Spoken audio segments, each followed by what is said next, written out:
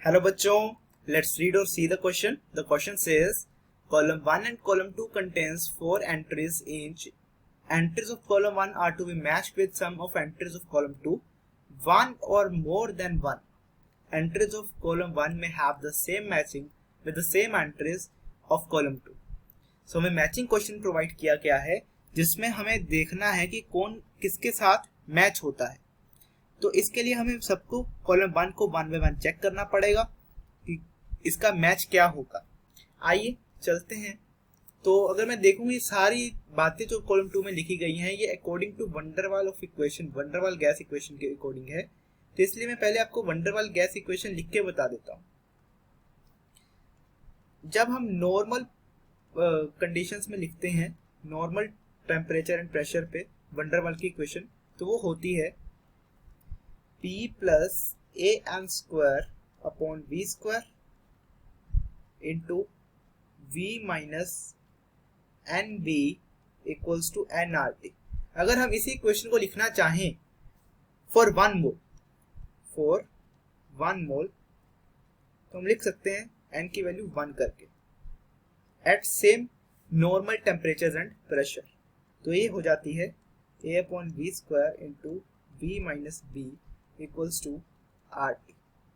तो अगर मैं बात करूं तो हमारा P ऑप्शन भी यही है. तो ये किसके लिए मैंने लिखी? नॉर्मल टेम्परेचर और प्रेशर के लिए, that is at STP conditions. तो ये ऑप्शन C जो है जाकर के P के साथ मिल जाएगा. अब हमने क्या किया, इसी में कुछ करेक्शंस की. ये हमारी मेन इक्वेशन है, इसी में हमने कुछ करेक्शंस करी.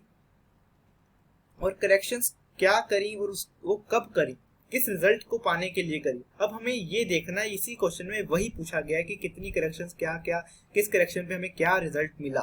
मेनली हमसे यही पूछा है. ठीक है, तो आइए देखते हैं. तो मैंने सी ऑप्शन को तो मैच कर दिया पी के साथ, ये और समझा भी दिया आपको कैसे. अब मैं बढ़ता हूं आगे. तो देखें, ऑप्शन नंबर ए की बात करते हैं. ऑप्शन नंबर ए में कह रहा है कि force of attraction that is F among the gas molecules is negligible. Force zero कर दी गई गैस मॉलिक्यूल्स के बीच में. तो मैं आपको बता दूं, ए रिप्रेजेंट करता है इंटरमोलिक्यूलर फोर्स ऑफ अट्रैक्शन और बी रिप्रेजेंट करता है रफली मास या वॉल्यूम ऑफ द गैस. ठीक है, तो देखिए फोर्स जीरो करी है मतलब ए आपने निग्लिजिबल कर देना है. तो देखो किस इक्वेशन में निग्लिजिबल है ए. तो I think in option R में हमारे पास A is negligible, B negligible नहीं करना है. ठीक है, हमें देखना है कि ए निग्लिजिबल हो, बी प्रेजेंट हो. तो वो आर ऑप्शन में है. तो देखिए ये option A is matched with R. Next option number B की बात करूं तो उसमें कहा है वॉल्यूम को निग्लिजिबल कर दीजिए सर. तो अभी मैंने बताया कि बी मतलब वॉल्यूम निग्लिजिबल. तो अगर V को वॉल्यूम को करना है तो B को निग्लिजिबल करना पड़ेगा. तो मतलब हमें ऐसी इक्वेशन ढूंढनी पड़ेगी कि जिसमें A प्रेजेंट हो बट B प्रेजेंट ना हो. तो देखिए Q ऑप्शन मैच कर रही है. तो ऑप्शन नंबर B से Q ऑप्शन मैच करा दीजिए सर. आमने सामने ही है, इसको मैंने मैच करा दिया. I think yellow colour is not visible, so I use green colour. Yes. अब लास्ट ऑप्शन हमारे पास बताया डेट इज डी. देखिए सर, अब कहा है लो प्रेशर लो और टेम्परेचर ज्यादा. तो बताइए इक्वेशन क्या होगी. तो मैं आपको ध्यान से सुनिएगा, इंपॉर्टेंट क्वेश्चन काफी बार जेईई मेंस में आ रखा है. इसके लिए आपको एक कर्व देखनी पड़ेगी प्रेशर वर्सेस वॉल्यूम का. ये कुछ ऐसा कर्व होता है, रफली कर्व डिजाइन कर रहा हूँ, ड्रॉ कर रहा हूँ. तो देखिए ऐसा कर्व है. इसमें क्या होता है, यहाँ पे तो डिफरेंस दिख रहा है आपको, बट यहाँ पे कुछ पॉइंट आकर के डिफरेंस काफी कम हो गया. कब हुआ ये कम?